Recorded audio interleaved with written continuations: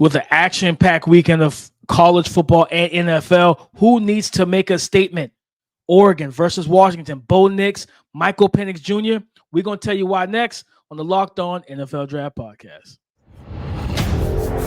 You are Locked On NFL Draft, your daily podcast covering the NFL Draft. Part of the Locked On Podcast Network, your team every day. What's up, Locked On family? Let's get locked in. Welcome back to the Locked On NFL Draft Podcast, your daily podcast covering your favorite draft prospects, part of the Locked On Podcast Network, your team every day. I'm your boy, Damian Parson, always on the ones and twos. You can find and follow me on Twitter at DP_NFL. I'm a national scout over with the Draft Network. And guys, happy Friday, man. It's happy Friday. Thank y'all for making Locked On NFL Draft your first listen today and every day. Shout out to y'all for being our everydayers. But I got to kick it over to the intro for my boy, Mr. LSU, Keith Sanchez. You can find and follow him on Twitter at The Talent Code. Keep talk to him, baby. What's up, Locked On family? This is Keith Sanchez, senior draft analyst with the Draft Network, man, in 2019 national champ with those LSU Tigers, man, here to bring you that championship level content. Yes, that's myself. That is DP Damian Parsons, man, and we are your dynamic duo. Everything involving the NFL draft. And like we like to say, man, that covers college football, that covers NFL football, because what we say over here, everything starts with the NFL draft. For DP, man, we have a slate going, man. We talked about this is going to be a really good weekend of college football, DP. We have Miami, right? We got Miami, North Carolina. We get Oregon, Washington, right? So we have some big matchups with what? Players that have to make a statement. Some Heisman campaigns are on the line this week, DP. So we're extremely excited. And then we're bringing a new segment where we're kind of talking about these draft prospects. Where you at? We haven't heard you. We haven't seen you. We're looking for the production that hasn't been there yet. So, man, y'all stay in tune, and then we're going to wrap the show up with the NFL game predictions. But, DP, why don't you kick with our title sponsor first before we kick off this action-packed show? This episode is brought to you by Prize Picks. It's the easiest and most exciting way to play daily fantasy sports. Go to prizepicks.com/LockedOnNFL and use the promo code, all lowercase, LockedOnNFL, for a first deposit match up to $100. Keith, make a statement, and you outlined that well. We got a bunch of big games this weekend. Heisman opportunities, draft stock. We open the stock market every Monday here on the Locked On NFL Draft. Listen, you want your stock to go up. You want people to put their money on the line and buy into you. You got to make a statement, Keith. And for me, when I think make a statement, this wide receiver class is loaded, Keith. This is one of them ones, as the kids say. This is one of them ones, Keith. And we all know about who wide receiver one is. I don't think anybody's knocking Marvin Harrison Jr. off that platform, right? Nor should they really. You know what I mean? Because he is the best wide receiver prospect in this draft class. But that battle for wide receiver 2 is still open. And my make a statement player of the week, Rome Odunze, wide receiver for the Washington Huskies, Keith, with a big-time matchup in the Pac-12 where you got Oregon versus Washington, right? Why is this such a big matchup for me and why he needs to make a statement? Because coming into season, a lot of people kind of had him as that wide receiver 2 behind Marvin Harrison Jr. Like it was him and Mekhi Ibuka. Malik Neighbors bursting on the scene. Coleman had takeover games and clutch moments and everything else, right? But then you got the guy across the field, Troy Franklin, for the Oregon Ducks, who is explosive, dynamic, all the things that you want and you look for in the NFL. Coach K, what do you say you can't teach? Speed. And that's what he has, right? Now, Rome Odunze is no slouch. He's a former track guy. He's got speed too. But Troy Franklin, he's got kind of some instant speed. He's that if he's even, he's leaving type of guy, man to man. You got to go out there if you're Rome Odunze, you got to go out there and make a statement, Keith. You got to go out there and ball. You got to go out there and be the leading receiver in this game. All the scouts, I think Pete Thamel from ESPN tweeted out, or he was on ESPN, I think it was yesterday, said there's going to be 32 to 34 scouts at this game alone. Oh, yeah, it's the bright lights, baby. Rome, you got to go out there and you got to showcase everything you have. Catch radius, body control, speed, yak ability. Showcase that you're a complete weapon to whatever team these scouts are coming from. Yeah, DP is important for him, right? And we talked about the wide receiver 2 conversation. And this is fun because it's not where there's wide receiver 1, wide receiver 2, that's a consensus, wide receiver 3, that's a consensus. This is wide receiver 1, Marvin Harrison Jr., top 5, boom, throw it, like just kind of book it, right? Unless there's some crazy injury or something like that. But the back half, well, not even the back half, but wide receiver 2 is still wide open, which is exciting. It means that, like, for scouts and, for college football fans, right, we really get to see who emerges. We've seen Odunze with a big time game, right, returning punts and affecting affecting the game in multiple different facets of the football game. DP. Now you want to do it on the brightest lights, right? We always talk about Pac-12 at the dark, where they play at 9 o'clock Central Time, that's 10 o'clock Eastern, right, where everybody's asleep. But guess what? Everybody's gonna be up. I believe this is a 2:30 Central Time game, so everybody will be watching, DP. And I believe this is the biggest slate because I think USC Notre Dame is on tap and Miami North Carolina. I believe both of those games are later games. So you are the show, right? You are the biggest game during the daytime, right, where it's college football this Saturday, everybody's tuned in and watching. So go ahead and make some plays. So I'm right there with you. I'm so much with you that I picked another Washington Husky, right, for a make a statement player, DP, and I went with their quarterback, Michael Penix, who is dialing it up left and right, 16 touchdowns, 2 interceptions. And what is the statement, DP? You say, 16 touchdowns, 2 interceptions, he's been playing really good football. Yeah, but you know what? People are still doubting, right? This is who you are. You're not Michael Penix Jr., you're still the quarterback from Washington, right? And now you want people to know your name. This is a household name game, and DP, trust me, right? And you see it, how it happens, these games. So just in my time at LSU, right? Obviously, week 1, I know Joe Burrow, I know Justin Jefferson, I know Jamar Chase, I know Clyde Edwards-Helaire, I know Caleb Chazon, Grant Delpit, right? You know these guys, right? And it's like, okay, cool. But you sit there and throughout the season, DP, when you have these big time moments when everybody's watching, you literally watch their stardom elevate. Right. Yeah. And you watch it to where, man, it's hard for them to go to school. Right. Or you watch it how everybody's tweeting about, the guys now and, they're celebrities. And then you watch the ESPN trucks pull up. Right. You watch Marty and McGee come. You watch Kirk Herbstreit come and Lee Corso and all those guys come. And now they want to interview those guys. This is one of those times, DP, for Michael Penix Jr., where you supplant who is going to be automatically, I want to say, you potentially throw your name in the conversation for QB1 and not from upsetting Caleb Williams, right? But QB1 is consistently a Caleb Williams and potentially Drake Maye if everything goes right. You're able to elevate your name right into that conversation where people just have to mention your name and you're no longer the quarterback from Washington. You are Michael Penix Jr. And Keith, I love that because for this game in general, if I remember correctly, the game day crew is going to be there. So you talk about making it the brightest of lights. You are the game of the week, which we'll break down in totality and all that type of stuff on tomorrow, right? On Saturday when we do live stream, 10:30 a.m. Eastern. If you don't know, now you know, tap in with us, right? So we're going to break down that game, Miami's defense versus Drake Maye. We're getting all that, Keith. And I think it's going to be it's crazy because we both picked Washington Huskies, and they're both on the same offense. They basically impact one another. Michael Penix, you keep delivering dimes. Odunze, you go catch them. It's as simple as that, right? You're going to help each other make a statement. You know what I'm saying? And I think, Keith, you make a good point about the QB1 thing. You might not overtake Caleb, but if you go from, and not only just a Washington quarterback, some people still view you as the guy who tore 2 ACLs. So they don't even think you should be even talked about as a first-round pick because of the injury history.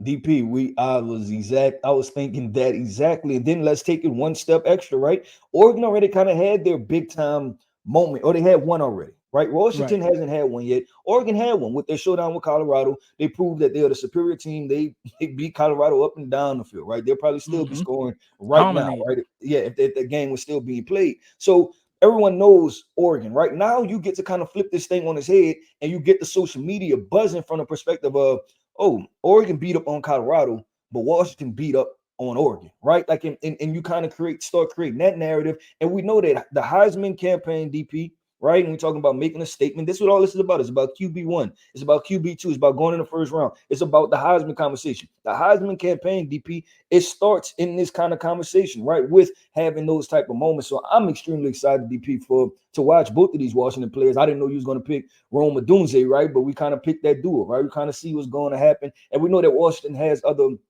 wide receivers to make plays, defensive side of the football. They have, a bunch of defensive players, defensive ends, and then Oregon on the opposite side of the football, DP. Real quick, I know you want to talk about Bo Nix, right? And how he can throw his name into that bucket too. You had a great year last year, right? Off to an extremely hot start. You have a bunch of weapons, and this is also a moment for you too. No, 100%. I mean, The quote was he returned so he could be a first-round quarterback. Mhm. Well, you got to win these big games, right? Yep. Beating up on Colorado is not getting you drafted round 1, Bo. Not going into a hostile environment that you lost in a close game last year. Y'all went like throw for throw versus Washington last year. It was a great game. I think it was like 37-34. I think it was a 3-point game, right? Now you got to go back into that buzzsaw with that crowd's going to be crazy, right? That's a football town. That's a football area. They love football, right? They're going to be ready to go. So you go in there, and if you handle business, you out gunsling Michael Penix, right? And you prove, because a lot of people will say Michael Penix is the best quarterback.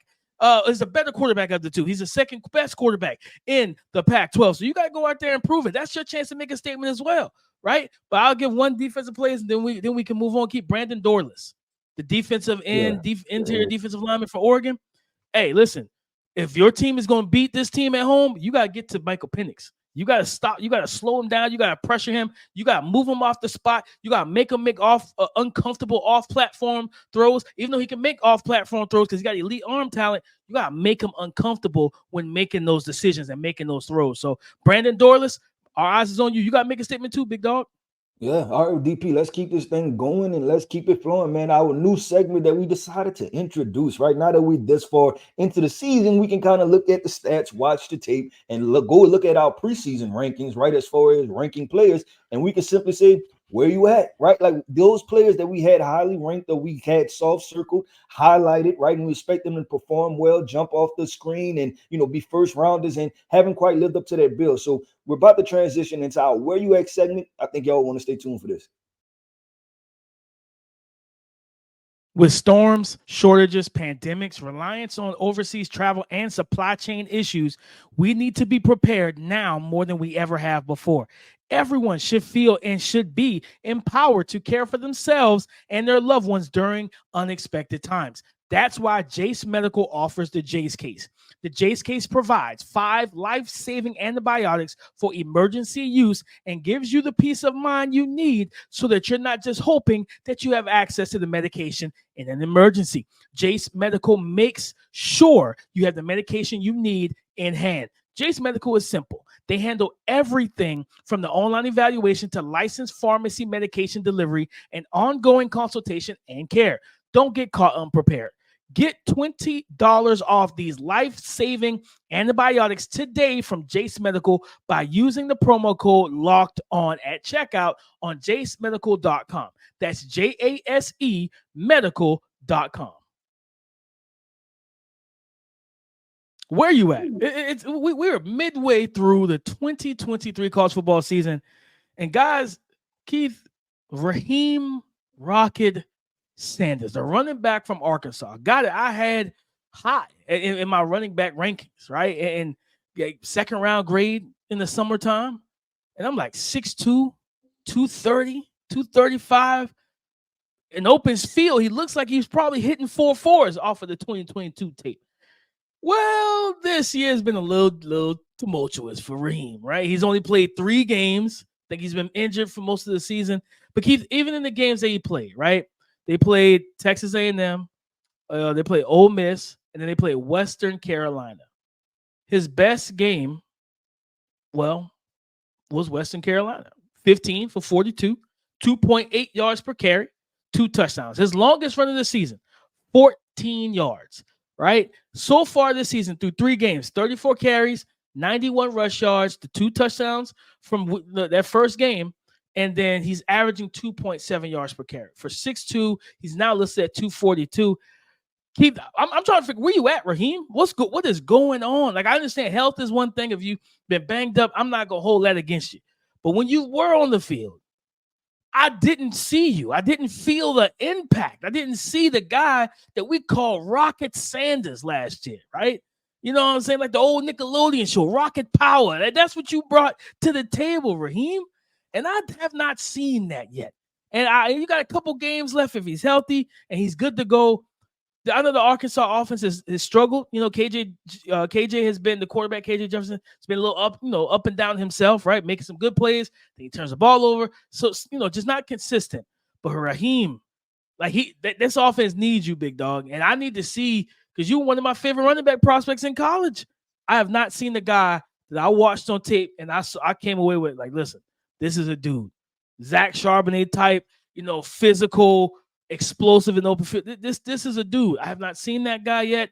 Where you at, Raheem? I just need to know where you at, brother.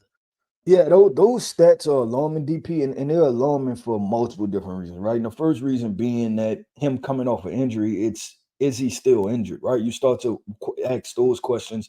Then secondly, you talk about injury, right? Like, is he in shape? You know what I'm saying? Yeah. And in shape from the perspective of hopefully he's not carrying an extra couple pounds, right? Maybe 5-10 pounds or something like that.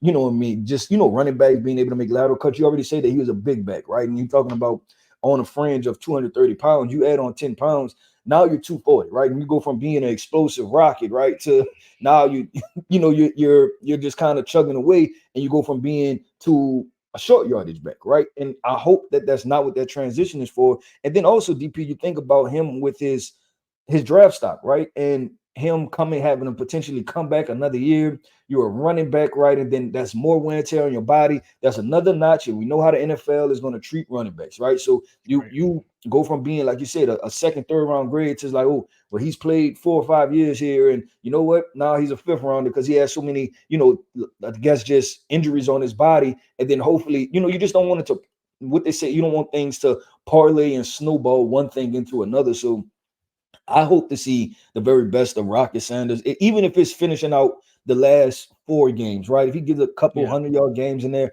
and then also to the narrative, DP, the Arkansas team is struggling. I think they're fighting off losing 5 straight. Right? I know it was BYU, LSU, Texas A&M, Alabama. So it's Ole Miss, right? I think they play Alabama this week. I think so. They're fighting off Alabama this week. Yeah, so they lost 4 straight and they're fighting off losing 5 straight. So it's just the situation over there. They're just struggling right now, and hopefully they get that thing turned around for Raheim Rocket Sanders. DP, my where you at player. Sometimes DP, I do the most, man. I'm a pretty laid back guy. But sometimes I do the most. I got to go straight to this Ohio State team. I'm supposed to pick one guy. I picked 3 guys, DP. I went 3. I had the triple dip, right? And I went with this. I went with edge rusher JT Tuamulatu. I work on that. I went with edge rusher Jack Sawyer. I went with safety Lathan Ransom, right? And the way you at the conversation is this, right? I believe that Lathan Ransom had his first interception against Maryland, right? JT Tuamulu had his first, I think he had a sack and a half against Maryland also. So this past week they produced, right? But we're talking about top 100 prospects, right? We're talking about guys that check every single box when it comes to height, weight, athleticism. And when you speak in conversation of JT Tuamulu and Jack Sawyer, to have combined between the two of y'all a sack and a half so far in the season, that's not going to get the job done, right? Part of the reason why people picked Ohio State to win potentially the national championship, right? And then especially the Big Ten, right, and be extremely competitive was because of this defensive front. And right now, Michael Hall and Tyleik Williams are the guys that's carrying this defensive front, right? So I need you two guys, both 5-star prospects. And I know there's 5-star prospects because I was working at LSU at the time. Elite level athletes. You know what I'm saying? Like, this is not a question mark, right? I think they were both top 5 in the entire nation when they came out, right? And to be there with sack production, DP, is extremely concerning because I talk to NFL scouts, and we know we've both talked to NFL scouts, right?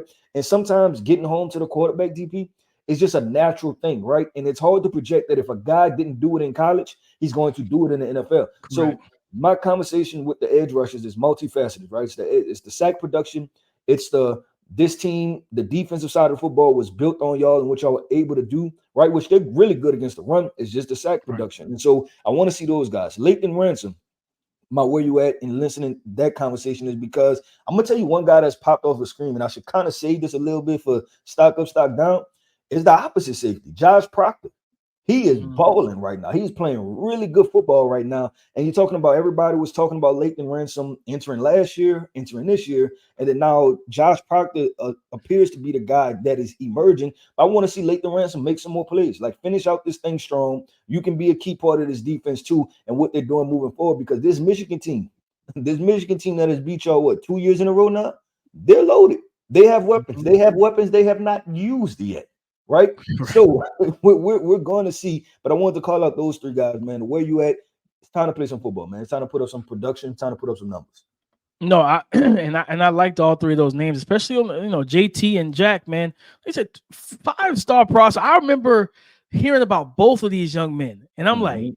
dang, Ohio State not only getting top Loading up, yeah. 5-star wide receivers, they're getting defensive ends too. And it's like Chase Young, Nick Bosa, Joey Bosa. I'm like, man, they just We're keep supposed it to keep going. it going. Yeah, and it's honestly it had a pause, right? Even from the Zach Harrison conversation, right? It was the Zach Harrison post, but he didn't go into what the third, fourth round, and then it's like, okay, well, we know for sure these two guys, they're just waiting to get on the field all the time, but they're gonna take off. So we'll see how that goes, DP. And like I said, if it doesn't happen, we'll talk. Then they have to transition to the stock down conversation, right? So Down. we will see, man. We don't make it up. We just watch the film and call it like we see it, man. But DP, talking about call it how we see it, man. We have to get into these NFL game predictions, and we are trying to get our numbers up, man. Because right now, I know for sure the spread whipped us. The spread Spread's whooping us. Yeah. yeah, it's treating us bad. But man, coming up next, let's get into these NFL game predictions. We're about to transition to the NFL. Get into these NFL game predictions. Who we think gonna win these games this weekend on Sunday? Today's episode of Locked On NFL Draft has been brought to you by Prize Picks. Prize Picks is the largest independently owned daily fantasy sports platform in North America. They are the easiest and most exciting way to play DFS. It's just you against the numbers. Guys, Prize Picks is really simple to play. You can make your picks and submit your entry in less than 60 seconds. Quick withdrawals, easy gameplay, and an enormous selection of player and stat types are what makes Prize Picks the #1 daily fantasy sports app. On this week on Prize Picks, I am taking the over for Justin Fields for him at 192.5 pass yards versus the Minnesota Vikings. I'm taking the over on that. For Derek Carr versus the Houston Texans, I'm taking the over on his pass yards at 216.5. So, guys, that's what I'm picking, right? So now listen to me. Go to prizepicks.com/LockedOnNFL and use the code LockedOnNFL for a first deposit match up to $100. Let's pick these games, Keith, and let's start off with the game in London, Sunday morning, 9:30 Eastern time. The Baltimore Ravens coming off a tough loss where the receivers dropped everything Lamar threw against the Steelers, dropped everything. And then you got the Tennessee Titans. Keith, this is a weird matchup. I'll struggle with this one, but who are you picking, Baltimore or Tennessee?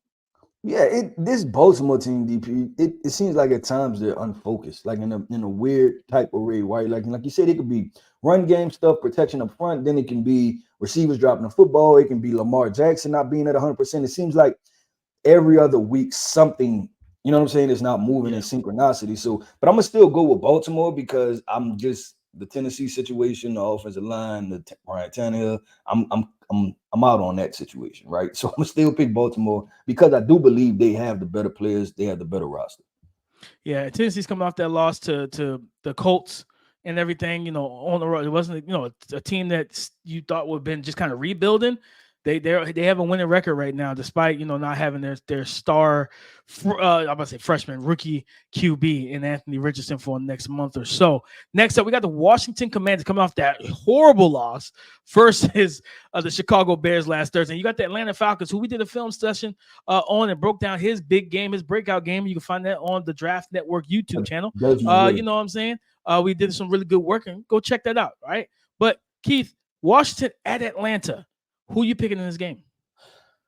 I want to pick Washington, DP. I'm going to go with Washington because I do believe in the consistency more. And I know it wasn't good Thursday night football, right? Yeah. But Sam Howell, I believe in what Sam Howell was doing in his consistent elevated play. And like we said, the film breakdown we did on Desmond Ridder, make sure y'all go check that out at the Draft Network. Desmond Ridder had some really high-level throws, right? But that was the best game in his career. Right now, the question is, can he repeatedly get to that level? So this can be a highly efficient and operating offense. I'm not betting on that. I'm betting more on the Sam Howell, RB Enemy, Terry McLaurin, Jahan Dotson, that situation. I'm going to go to Commanders in a close one. I want to go Commanders, Keith, but Ron Rivera is just, and I live in the Carolinas. I watched him when he was with Carolina. I've never liked him as a coach. I still don't like him as a coach. I think he's a bad coach. And, he's a guy that struggles for his teams, don't look prepared the same way that they didn't look prepared versus Chicago. I think it's going to be a similar situation where they're not going to be prepared because of their head coach. And I think that the Falcons will be able to get Kyle Pitts going some more, right? We saw Cole Kmet have a good game against them linebackers and safeties for the Washington Commanders. This is at home. We might see the Bijan Cam again, see if he got any more and one moves. Give me the Falcons in this game, and they can continue to improve their record in the NFC South. Keith, next up, we have the Minnesota Vikings at the Chicago Bears. Minnesota's going to be without Justin Jefferson with a hamstring for at least 4 games. Sounds like somebody is about to tank for a quarterback, Keith. I'm picking I'm going Chicago, man. I think that Justin Fields will be able to do enough in this game. Him and DJ Moore, I don't see a corner unless they're going to bracket and force Darnell Mooney to play good football, which he hasn't done so much of this season. Unless they're going to bracket DJ Moore, I think the Bears should win. I think that they'll be able to kind of, I guess, squeeze the air out of this Minnesota offense. They don't run the ball particularly well. Protection spotty at times. No Justin Jefferson. That means Jordan Addison, KJ, and TJ. I'm going Chicago. Yeah, I'm going Chicago too, and you can't believe it, right? Just what happened. But I think that Justin Jefferson loss is so big because now this is the first time Jordan Addison has to be a number 1 in the NFL, and it's just different, right? Because of the things that you see as being the number 1 wide receiver. And if you ask me, KJ Osborne is going to completely dominate a game. I don't foresee that happening. Maybe he can do it one time, but I don't foresee it happening. So that way, I'm gonna go with Chicago Bears. I think they get it done. You're going to see Justin Fields running football. I think like it's been a reality check in Chicago for the coaches not to overcoach and just let Justin do what he does. Facts. Next, we got the Seattle Seahawks going on the road to face the Cincinnati Bengals. Cincinnati coming off a must-needed win that we said they better had won versus the Arizona Cardinals. And Joe Burrow, Joe Cool, and Jamar Chase prove, hey, man, we still can make magic over here in Cincinnati. But they got the Seattle Seahawks, Keith. Ooh, that matchup, Devin Witherspoon. Hopefully Tariq Woolen is healthy, right? This could be a real fun matchup. We talk about wide receiver DB battles. I'm going to go with Seattle on the road, though, Keith. I think Seattle can run the football. They can get after the passer. They can play some really strong coverage in the back end. And I think for me, the way that you attack this Cincinnati Bengals offense, you be physical. This is a defense that will be physical, and I think that they can pull out the dub. Hey, I'm going the same way, DP. I think the Seahawks, they're on the brink of being a really good football team. They're good now, but I'm talking about they're on the brink of being mentioned with, I want to say the way the 49ers just played the Cowboys, it's hard to say that, but they're on the brink of being top 3, right? Like moving into my 3rd team, slightly ahead of the Lions. This defense it's really on the verge. You see a healthy Jamal Adams. I can't wait to see that mixed in with the Devin Witherspoon, a Tariq Woolen, a Kobe Bryant, right? Like they're on their way back. Bobby Wagner back. They're on their way back, DP, to Legion of Boom-esque type physicality and just their intent, right? And them enforcing their will on the defensive side of the football. I'm gonna go with the Seahawks also. Yeah, so we both on the same page there. Next, we got the San Francisco 49ers going into Cleveland to play the Cleveland Browns. Deshaun Watson still supposedly hampered by a bone bruise in the throwing shoulder. If I'm going to say this, Keith, if Deshaun is healthy, I would have picked the Browns to win this game. So who you picking? Him being healthy, huh? No, pick the Browns. Pick the Browns. No, I'm not picking them PJ Walker might start. I'm not doing that. Give me San Fran. Give me San Fran. No, I'm not doing it. I can't do it. I'm going 49ers also. Next up, oh Jesus, we have the winless Carolina Panthers on the road versus Miami Dolphins, and supposedly there's a report out that the Panthers are simplifying things for Bryce and allowing him to kind of try and make it easier on him in the pocket. Yeah, I don't know what that. I don't know what that means. I don't really know, man. I don't think they're going to simplify things for Bryce. I used to say this in the building, right? When we start coaching all the wrong stuff. Bryce is not your biggest problem. That is not your biggest problem. Y'all should be putting out ads for wide receivers. That is your biggest problem. Like Bryce is not wanted. Simplifying stuff. Yeah, there are not too many moments where I watch the game and I'm like, man, Bryce just looks like he has no idea what he's doing. Like that's not your biggest issue. That might be, maybe it's 3rd, right? But by far, number 1 is your weapons, right? So I don't even who they playing. The Bears is hoping for Miami to win so they can keep getting closer and closer to the first overall pick, and they can do whatever they so please with that selection. Blame Miami. I'm picking Miami. Yeah, I'm without question. The Miami Dolphins. Next up, Keith, we have the Indianapolis Colts. No Anthony Richardson going into Jacksonville to face the Jacksonville Jaguars. Trevor Lawrence coming off a huge game in London versus the Buffalo Bills defense. Right, I'm going Jacksonville. Minshew Magic is cool and all, but Trevor Lawrence is playing strong football right now. He can teeter between star level, and this is where it could get scary for defenses.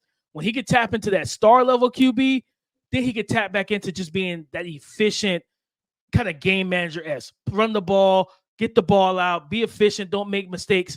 When he could just flip between the two, that's really dangerous because it's hard to do that as an NFL quarterback. So Minshew Magic is cool and all. I don't think they'll have enough firepower to knock off the Jacksonville Jaguars on the road. I'm gonna go Jags too, man. And the only thing that kind of makes me a little hesitant about this is the emergence of Zach Moss in the backfield, right? I think he went for another 100+ yards for the 100%, yeah.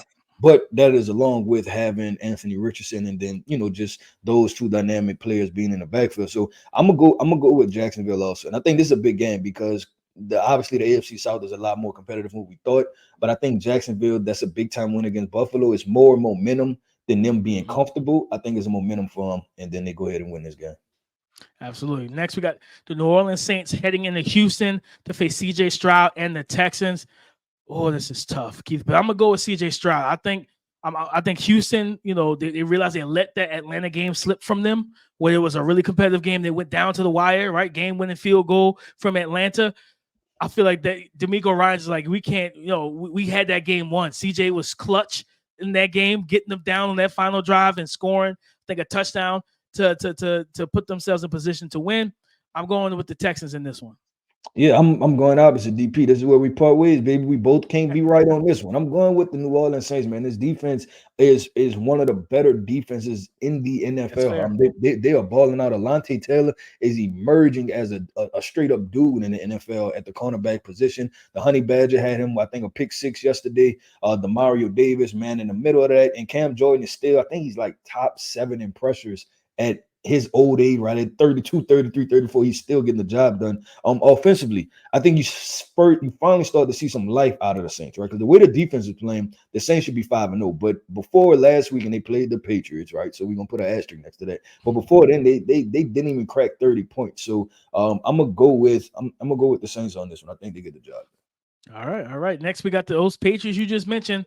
It's the Patriot Bowl. Bill Belichick versus his old disciple, Josh McDaniels, on the road. Vegas coming off a big win on Monday night. Keith, I'm going Vegas. I'm going Raiders. I think they can build some momentum. The Patriots are the epitome of inept, and it's just bad football in Boston, Massachusetts right now.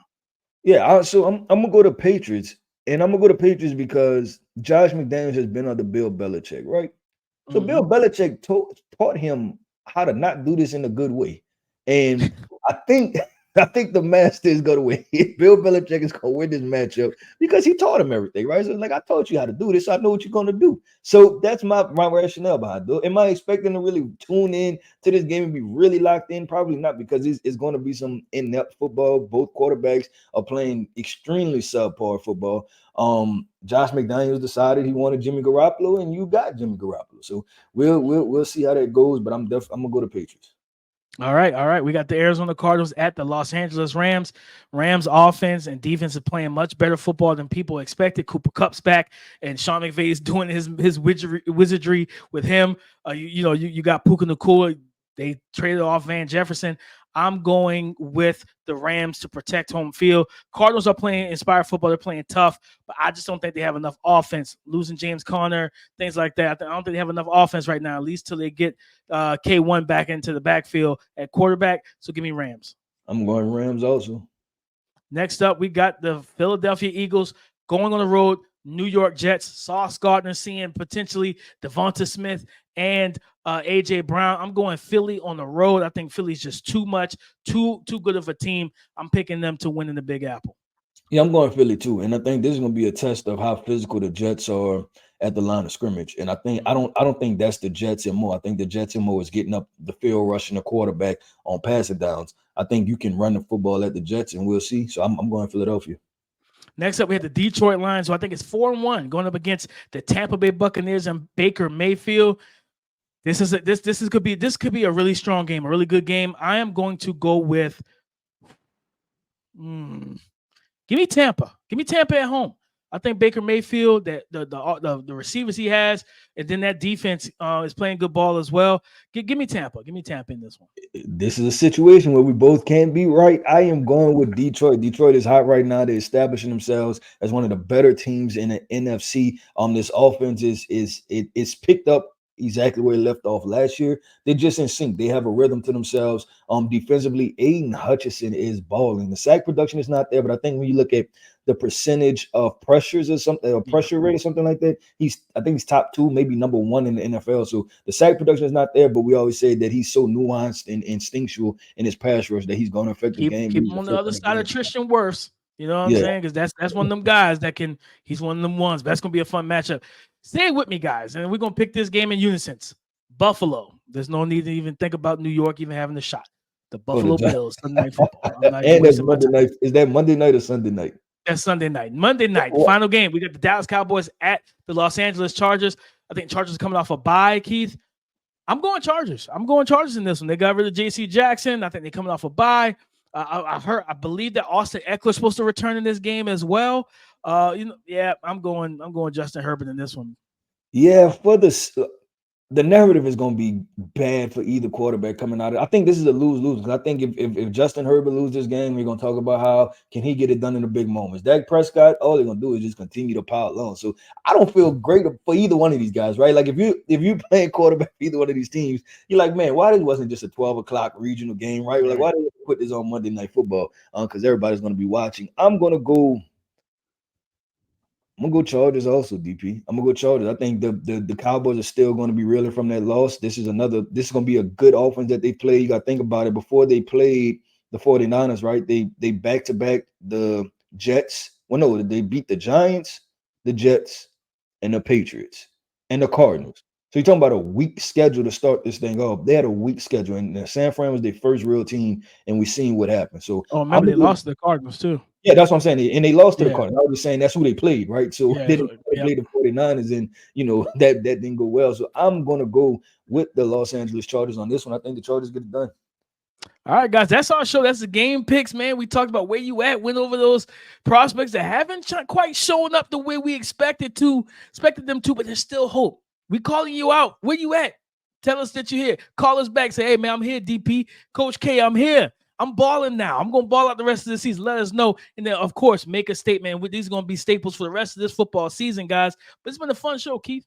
Oh, yeah, definitely. Like we always say, man, y'all make sure y'all tweet at us, man. You can find me, Keith Sanchez, at The Talent Code on Twitter/X. You can find DP Damian Parsons at DP_NFL. We have an action-packed weekend. You know what else we have? We have a Saturday live show coming 9:30 Central, 10:30 Eastern tomorrow. So make sure y'all tap in, man. We like to throw y'all comments on the screen. We like to have a conversation. There's a lot of action-packed matchups. We talked about USC, Notre Dame. We talked about Miami, North Carolina. Then we talked about Washington and Oregon. So we're going through the whole slate tomorrow. Make sure y'all tap in. And like we always say, man, shout out to our everydayers. Thank you for tapping in with us, man. And make sure y'all tap in tomorrow. Go subscribe and follow for free on YouTube, wherever you listen to podcasts. Get the latest episode as soon as it is available. Thank y'all for making Locked On NFL Draft your first listen today and every day. Shout out to y'all being our everydayers. Come and join us tomorrow on YouTube. Live stream 10:30 tomorrow, 10:30 Eastern time tomorrow morning. Come and join the conversation again tomorrow on the Locked On Podcast Network. Your team every day.